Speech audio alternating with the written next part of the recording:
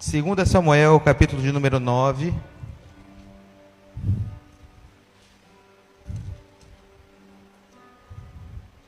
A partir do verso de número 1, nós vamos ler do verso 1 até o verso 4.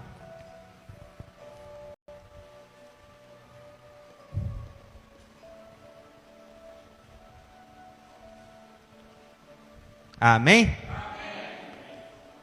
Diz assim a palavra do Senhor. Perguntou Davi: resta ainda alguém da família de Saul, para que eu o trate com bondade por amor de Jonatas? Havia um servo da casa de Saul, cujo nome era Ziba. Chamaram-no para que viesse a Davi. E respondeu ele: teu servo. E perguntou o rei: não há ainda alguém da família de Saul a quem eu possa me mostrar a bondade de Deus? E Ziba respondeu ao rei: ainda há um filho de Jonatas, aleijado de ambos os pés.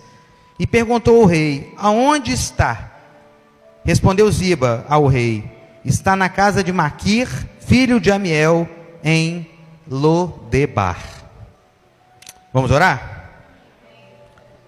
Senhor Deus e Pai, nós te louvamos, bendizemos ao Senhor, porque a tua presença é real no nosso meio. Nós te louvamos porque antes de cada um de nós estarmos aqui, o Senhor já estava preparando todas as coisas, derramando a tua unção, a tua graça, porque aonde há, Senhor, a presença do Senhor, a unção, a graça, a transformação de vida, de caráter, de situações. E nós estamos aqui querendo ouvir o melhor do Senhor para as nossas vidas, aquilo que é, meu Deus, a tua vontade para cada um de nós. Deus, por misericórdia, Senhor, assim como falaste nos louvores, fala na tua palavra. Senhor, fala na tua palavra aquilo que aprover ao teu Espírito Santo. Porque nós preparamos, Senhor, muitas coisas, mas a resposta vem do Senhor. Nós pedimos, Senhor, humildemente, usa, Senhor, a minha vida como instrumento em tuas mãos. Pai, tu sabes que sou falho, sou imperfeito, mas aquele que é perfeito habita em mim e em cada um de nós que estamos aqui nessa noite. Então, meu Deus, misericórdia, e usa, Senhor, a minha vida para falar conforme a tua vontade, o teu querer. Nós pedimos a tua bênção, a tua graça e a tua unção sobre a tua igreja, em nome de Jesus. Amém. Louvado seja o nome do Senhor. Pode sentar em nome de Jesus. Glória a Deus. Essa noite, aprove ao Senhor a falar sobre um rapaz chamado Mefibosete. Mefibosete, que nós lemos sobre ele, um rapaz que era aleijado de ambos os pés, um rapaz que não tinha esperança. Mas quem era esse rapaz? Mefibosete era neto de Saul, filho de Jonatas, amigo de Davi, né? Jonatas que era amigo de Davi. Então, o que a gente tira primeiramente da vida de Mefibosete? Ele era alguém da linhagem real, amém? Ele era alguém que tinha o direito ao trono, visto que ele era da linhagem de Saul. Tinha Saul, Jonatas e tinha Mefibosete. Então ele era alguém que tinha direito de viver no palácio, amém? Você entende isso? Era alguém que tinha o direito de viver no palácio por ser neto do rei Saul. Mas as circunstâncias da vida desse rapaz o levaram para um outro caminho, o levaram para um triste caminho. E qual era o contexto deste texto que nós lemos, onde Davi pergunta ali a Ziba se havia alguém ainda da casa de Saul? O que aconteceu com esse rapaz? Vamos lá. Saul, o avô de Mefibosete, tinha sido escolhido por Deus para ser rei de Israel. Ah, é, pastor? Ele foi escolhido por Deus? Sim, ele foi escolhido por Deus. O que não foi de Deus foi a escolha por um rei. Entenda isso. A vontade de Deus era que Israel continuasse sendo guiado por Deus por meio dos seus profetas. Israel chegou e falou: olha, nós queremos ser como os outros povos, nós queremos ter um rei que fale por nós, e não, esse negócio de profeta está por fora. A gente quer ser como os outros, a gente não quer ser diferente dos outros, não, a gente quer ser igual. O ruim do servo às vezes é isso, ele quer ser igual aos outros, como nós somos diferentes. Nós somos diferentes. Entende? Aí Israel não entendia isso, e eles falaram, não, a gente quer ser igual a todo mundo. E aí o que acontece? Se você for ler lá o livro de Samuel, você vai ver o seguinte, que Saul veio procurando as jumentas do seu pai, os animais ali do seu pai. E aí Deus chega para Samuel e fala, olha, a essa hora, amanhã, vai chegar um rapaz da tribo de Benjamim, e é esse rapaz que você vai ungir, já que Israel quer um rei, vai ser esse rapaz que você vai ungir rei. E se você vê a história de Saul, quando ele foi ungido rei, ele profetizou no meio dos profetas. Ele teve vitórias diante do Senhor, porque Deus o escolheu. O que Deus não escolheu foi que Israel fosse guiado por um rei. Mas já que Israel queria um rei, Deus escolheu um rei. Amém? Entenda. Então, Saul foi escolhido por Deus para governar o povo. Mas o que aconteceu com Saul? Ele conseguiu uma vitória, ele conseguiu duas, e ele conseguiu 3, e ele conseguiu 4, e venceu, e venceu, e venceu, e o seu coração se ensoberbeceu. Chegou um momento que ele achou que Israel está ganhando porque eu sou o rei, porque eu sou um bom guerreiro, eu sou o cara. E esse é o grande problema, quando a gente começa a prosperar diante do Senhor, a gente achar que a gente é alguma coisa, quando na verdade a gente vai continuar prosperando diante de Deus, quando a gente entender que a gente é pó, e ao pó nós tornaremos.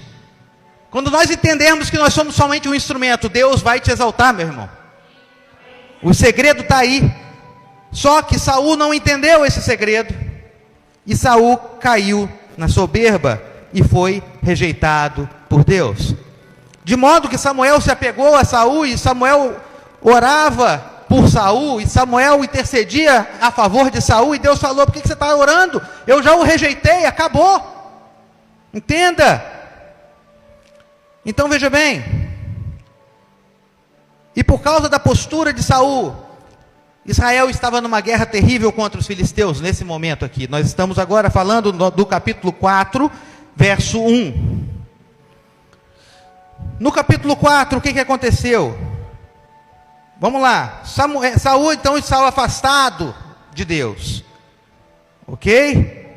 E aí, diz que havia uma grande guerra entre os filisteus e Israel. E muitos homens de Israel morreram naquele dia. E o capítulo 4, verso 1. Vamos lá, o que aconteceu para Mefibosete ficar aleijado de ambos os pés? Capítulo 4, verso 1 fala: ouvindo o filho de Saul que Abner morrera em Hebrom, as mãos lhes afrouxaram e todo Israel pasmou. Ora, o filho de Saul, está falando de Jonatas, tinha 2 homens, capitães das tropas, e um deles se chamava Baaná e outro Recabe, filhos de Rimom, o Beerotita, dos filhos de Benjamim. Também Beerote era considerado de Benjamim, porque os Beerotitas fugiram de Geraim e ali têm morado como estrangeiros até o dia de hoje. Verso 4, está aqui a questão. E Jonatas, filho de Saul, tinha um filho aleijado dos pés, e era este da idade de 5 anos, quando a notícia de que Saul e Jonatas haviam sido mortos chegaram a Jezreel. E a sua ama o pegou e fugiu, e apressando-se ela em fugir, caiu o menino e ficou coxo. O seu nome era Mefibosete. Está aqui como é que esse menino se tornou. Presta atenção na vida desse rapaz. Aquele menino que tinha um palácio destinado para ele. Aquele menino que estava na linhagem real, que vivia no palácio, agora ele estava fugindo, desesperado, no colo da sua babá, da sua ama de leite. Estava fugindo, sendo carregado, caiu, ficou aleijado, ficou coxo. E depois disso a palavra diz que ele foi viver em Lodebar. Lodebar quer dizer cidade sem pasto. E o pasto naquele sentido queria dizer vida, né? Que onde havia pasto havia vida, havia animais, havia água. Então é uma cidade sem vida, uma cidade onde iam para ser esquecidos, uma cidade de esquecimento, habitada, historicamente essa cidade era habitada por foragidos, aqueles que queriam estar afastados de todos, pessoas doentes, aleijadas, cegos, endividados. Uma cidade maldita, uma cidade terrível, só de derrota. Aquele menino que era para viver no palácio, foi parar nessa cidade. Mefibosete, que tinha uma família, que estava tudo certo, agora era um menino cheio de traumas. Cheio de traumas. Quais traumas, pastor? O primeiro trauma que esse menino sofreu foi um trauma físico. Veja bem, porque naquela época, a posição de honra era você guerrear pelo reino. Tanto que as mulheres cantavam: Saul matou 1000, Davi matou 10.000. Saul matou milhares, Davi matou 10 milhares. Entende? Então, a posição de honra naquela época era você ser guerreiro. Amém? Era obter vitórias guerreando pelo reino. Mas ele não podia, porque ele havia sofrido um trauma físico que o deixou deficiente. E o que Deus quer falar conosco? Primeira coisa que Deus quer falar conosco é: eu e você fomos chamados para guerrear. Você está numa guerra. E se a gente não tomar a dimensão, se a gente não entender que nós estamos numa guerra, nós já estamos derrotados. Nós estamos numa guerra ideológica, numa guerra espiritual, numa guerra mental e uma série de guerras, em que você tem que tomar um lado, e o lado é o lado do Rei dos Reis, Senhor dos Senhores. E isso vai desagradar muitas pessoas, isso vai afastar muita gente de você, mas importa que Ele esteja ao seu lado e o exército dele esteja ao seu lado. Entende? Então você foi chamado para guerrear. E muitas vezes nós não entendemos isso e não guerreamos como deveríamos. Aleluia! Não guerreamos como deveríamos. Por quê? Porque sem perceber, a gente vai esfriando. A gente vai esfriando. A gente vai esfriando. E a nossa vida de guerra fica uma vida deficiente. A gente cai. Porque às vezes a gente, em vez de guerrear, está fugindo. E quando a gente foge, sofre a queda. E a gente fica deficiente, como Mefibosete ficou. Está entendendo, meu irmão? Aleluia? Aleluia. Deus não nos chamou para sermos deficientes na guerra. Deus nos chamou para guerrearmos. E Ele nos deu toda a habilidade que nós necessitamos. Toda a habilidade para que nós guerreemos e sejamos vitoriosos. Mas a nossa fuga do nosso chamado, porque todos nós temos chamado. Todos nós temos chamado. Eu fugi do meu chamado pelo menos 10 anos. O meu chamado se concretizou o ano passado. Porque esse chamado foi falado em 1996, quando eu nem era crente pela minha avó. Mas eu fugi dele uns 10 anos. E eu colhi prejuízos por ter fugido dele por mais ou menos 10 anos. Então Deus quer abrir os nossos olhos e fala: oi, ei, você tem chamado. Você tem um propósito. Tome a posse do seu propósito. Não fique na sua vida manca espiritual. Não fica cocheando entre dois pensamentos. Agora eu quero Cristo, agora eu não quero. Eu quero Cristo, mas eu quero do meu jeito. Eu quero Cristo, mas eu quero Cristo igual Saul, só para ter vitória. Não, meu irmão, não é isso. Deixa Cristo conduzir a sua vida, meu irmão. Aleluia. Deus chama a mim e a você nessa noite e fala: para de mancar na minha presença. Para de cochear entre dois pensamentos. Aleluia. Deus te chamou para uma nova vida. Uma nova vida implica na morte da vida anterior. E a morte é sumir com tudo que tem de característica da vida anterior. Se você bebia, meu irmão, você não bebe mais. Se você mentia, você não mente mais. Tudo que tinha de errado na sua vida anterior some, porque Cristo faz você uma nova criatura. Com Cristo não tem aquele negócio de pneu que você recalchuta. Não tem recalchutagem não, é tudo novo, meu irmão. É novo, glória a Deus. Aleluia. O Senhor te restaura, te renova. É isso que Ele quer fazer com você nessa noite. E fala, olha só, toma a sua espada na sua mão, porque você tem habilidade para guerrear, meu irmão. E você às vezes não sabe o tamanho do poder que Deus te deu para guerrear. Aleluia. Glória a Deus. É para guerrear pelo reino, meu irmão. Mefibosete tinha o seu trauma físico. Ele achava que não tinha jeito. Mas Mefibosete também tinha um trauma familiar. Aquele menino, com 5 anos, ficou coxo. E com 5 anos, ele perdeu todas as suas referências. Ele perdeu todas as suas referências. Imagina o pequeno Mefibosete, acordando no palácio pela manhã, e ele olha na mesa do café, está ali o seu pai Jonatas, e ele fala ali, benção pai, tudo bom?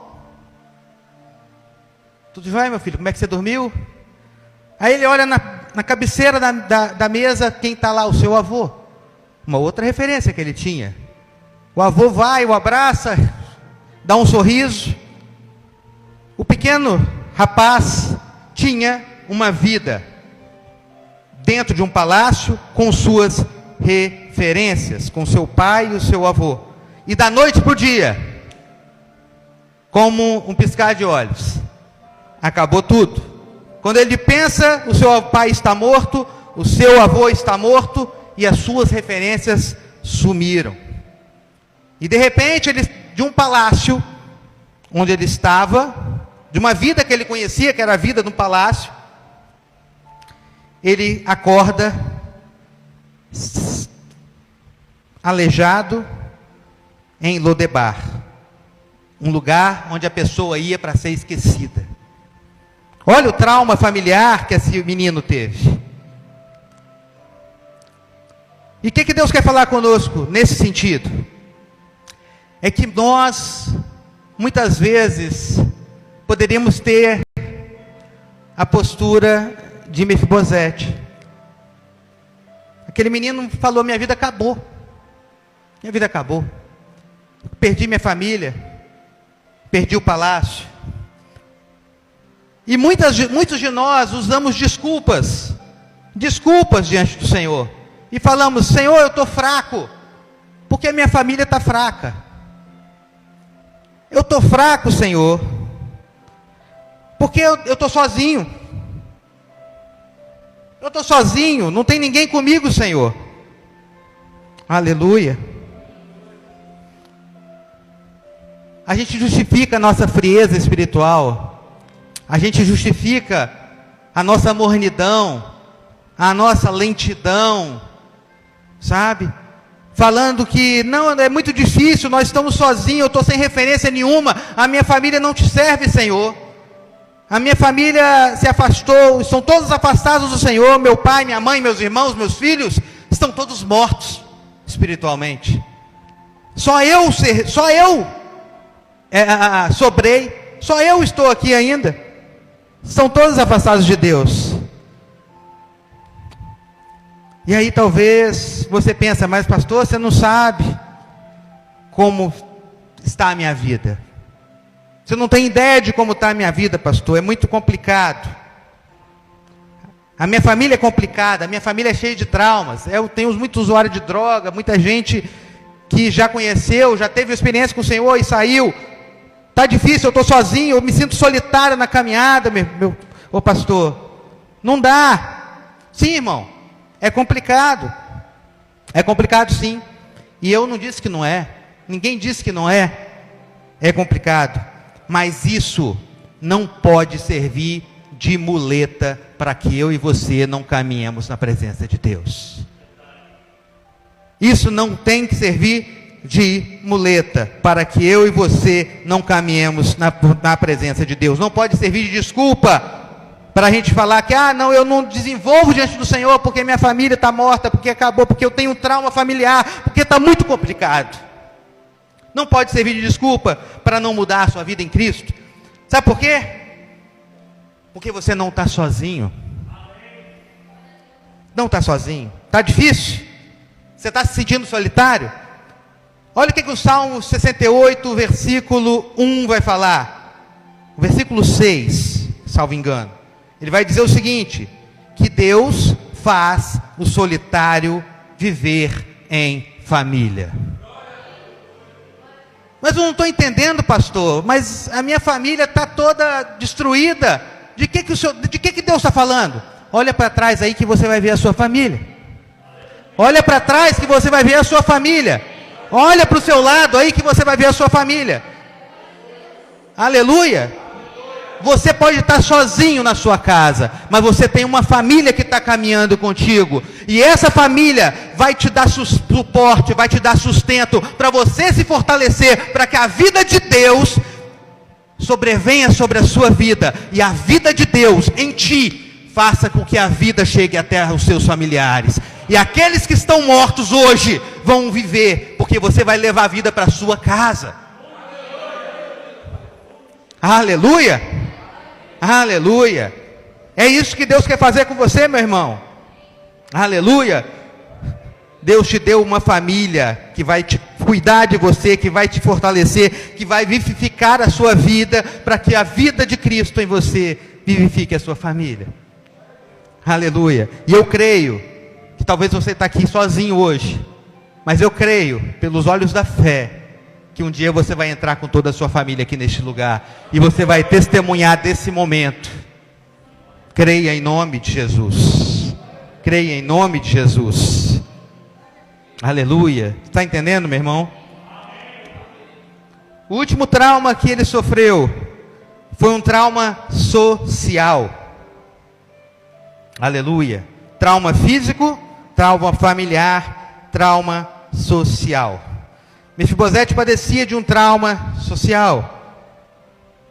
Sabe por quê? Porque ele deixou os traumas que ele sofreu anteriormente com a sua família e com o seu trauma físico corroê-lo de tal forma que ele achava que ele não merecia nada de bom. Eu esqueci o nome que se dá a isso, mas é o não merecimento. Você acha que você não é merecedor de nada, você acha que você tem que estar sempre no pior, porque tudo para você foi ruim na sua vida. Então você acha que você não é merecedor de nada. Sabe? Mefibosete padecia disso. Ele achava que não merecia nada de bom. Por isso ele foi para Lodebar, para um lugar para ser esquecido. Para o pessoal, não, eu não quero que ninguém saiba que eu estou aqui. Eu não quero que ninguém saiba da minha vida. Eu não quero nada. Eu quero me isolar do mundo. Porque eu estou cheio de trauma. Eu estou todo machucado. E eu não deixo esse trauma ser curado na minha vida. E ele foi para Lodebar, para curtir o seu sofrimento. Uma cidade, como eu falei anteriormente, uma cidade maldita, sem vida, de dor e de sofrimento. Quem sabe, você entrou aqui nessa noite, e eu estou falando para gente que talvez vem para a igreja com frequência, porque vir na igreja só, muitas vezes não quer dizer nada. Talvez você chegou aqui corroído por culpas, corroído por traumas, sem esperança. Quem sabe você tem vindo até na casa do Senhor, mas não tem experimentado o melhor de Deus para a sua vida, porque você quer ficar em Lodebar. Não tem jeito para mim não. Não, tá bom eu ficar só no banco. Tá bom eu visitar de vez em quando. Não, tá bom. Não, eu quero ficar ali em Lodebar, curtindo meus traumas, curtindo meus problemas, deixa eu quietinho ali, eu não quero tomar postura. Deus te dá uma outra chance para viver no palácio nessa noite. Deus te dá mais uma chance para você viver no palácio nessa noite. Talvez você já começou a caminhar em outras ocasiões. Talvez você falou, agora eu não vou parar mais, agora eu vou continuar, agora eu vou prosperar, agora eu vou tomar postura e atender ao chamado de Deus para a minha vida. Mas no primeiro trauma que você sofre, tudo se desfaz. No primeiro não que talvez que você recebe, tudo se desfaz. Na primeira porta fechada que acontece, tudo se desfaz. Deixa eu te falar. Porta fechada também é bênção de Deus. Porta fechada é permissão de Deus, porque Ele tem uma porta maior que você não enxerga, que eu não enxergo lá na frente, porque a gente é limitado, Deus é ilimitado.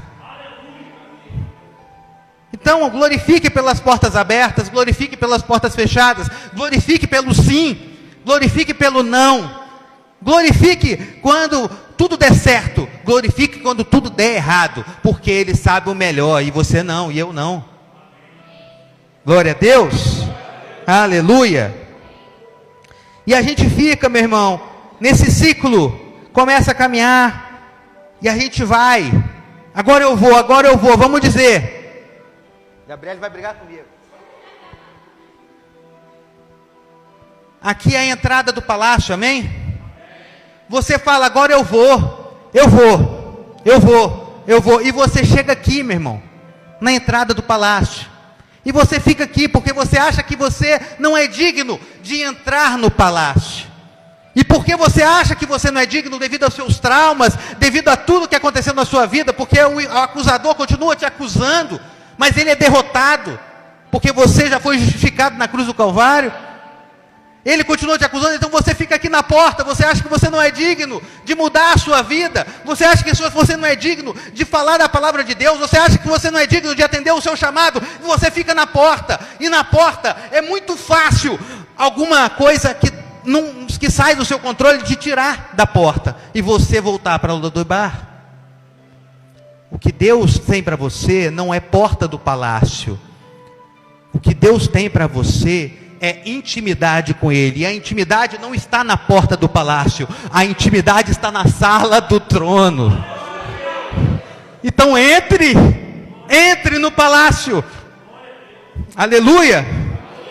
Porque é na sala do trono que você vai ouvir tudo o que você precisa ouvir do Rei dos Reis e Senhor dos Senhores.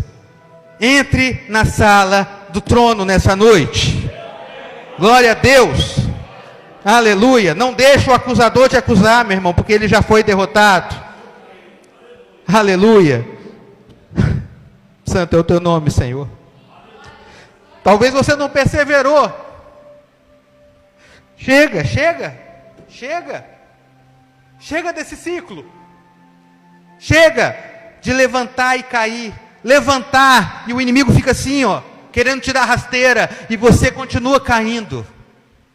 Chega desse ciclo, entra na sala do trono, entra na sala do trono, aleluia. Ah, pastor, mas todo mundo me esqueceu, a minha família me esqueceu, todo mundo me esqueceu. A palavra de Deus fala, pode uma mãe se esquecer de um filho que a que ama, mas eu contudo, eu o Senhor, eu o Rei, eu não me esqueci de ti, você é meu filho. Você é filho. Você é filho. Aleluia.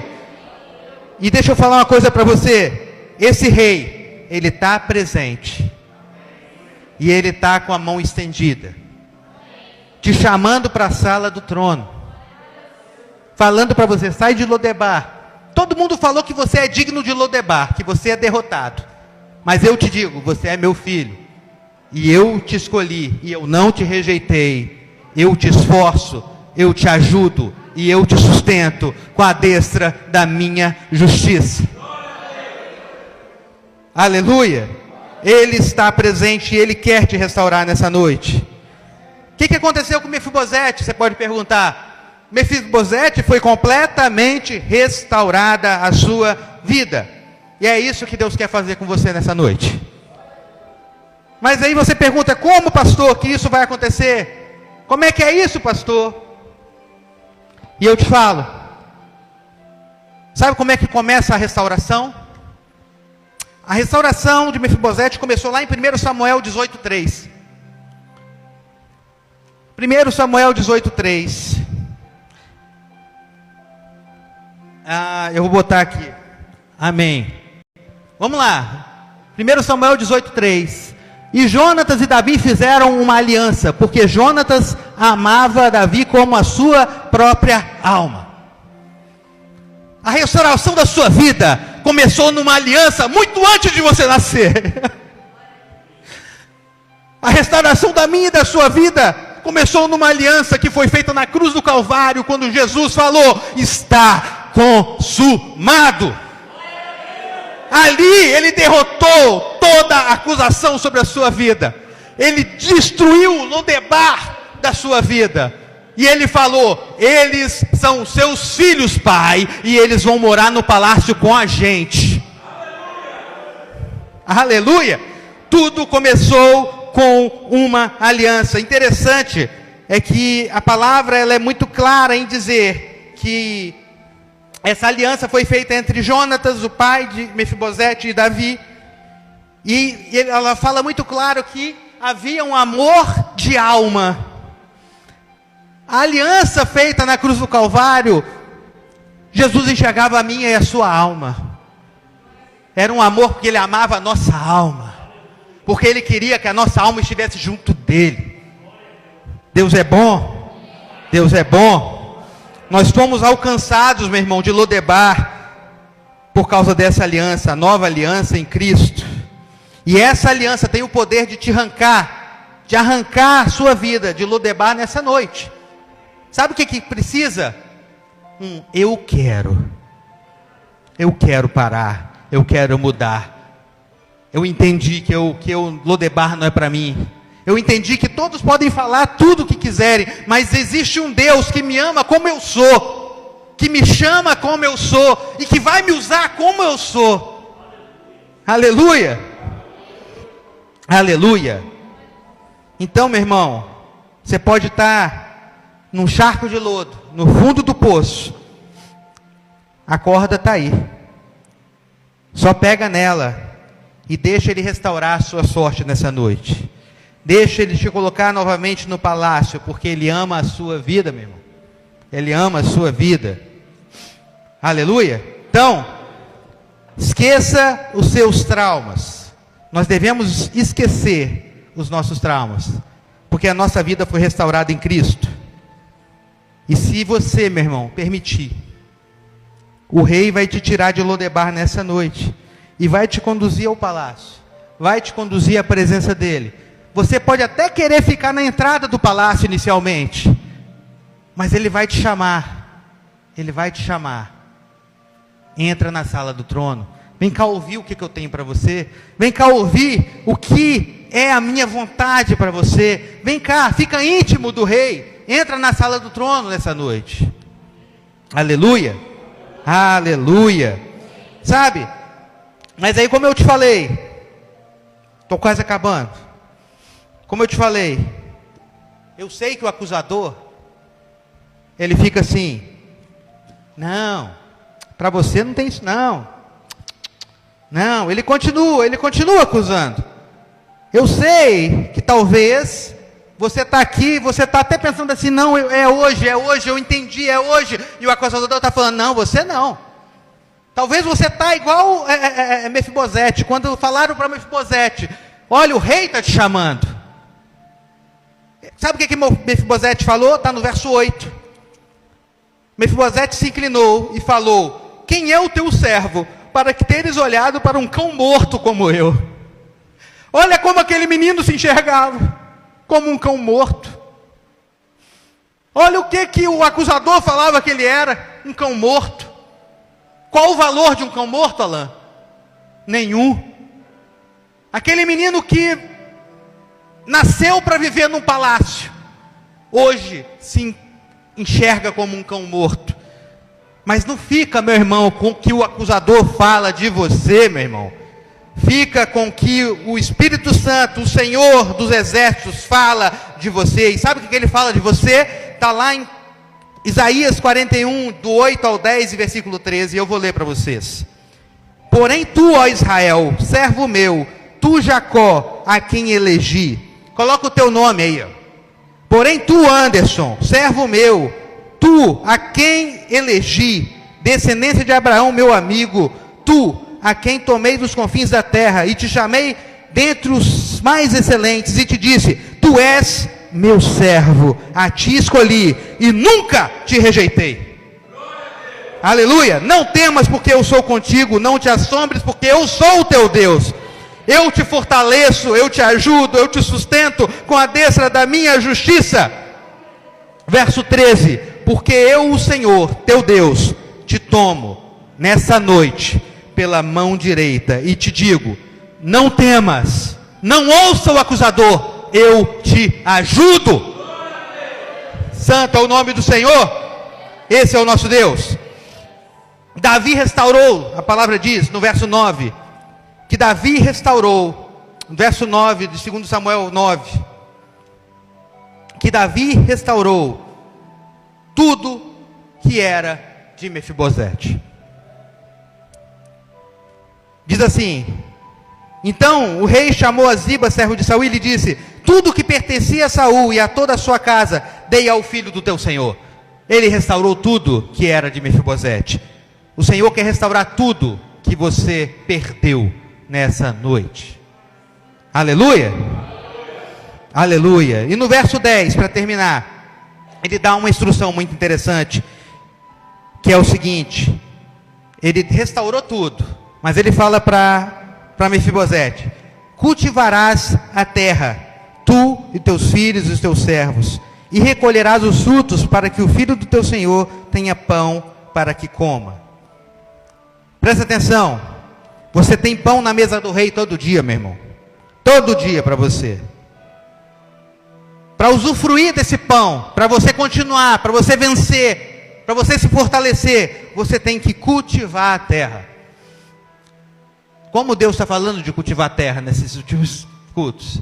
É você saber manusear o solo, você plantar, você fazer aquela planta crescer, fazer isso que Deus tem feito, crescer dentro de você. E você faz isso como? Estando na presença do rei.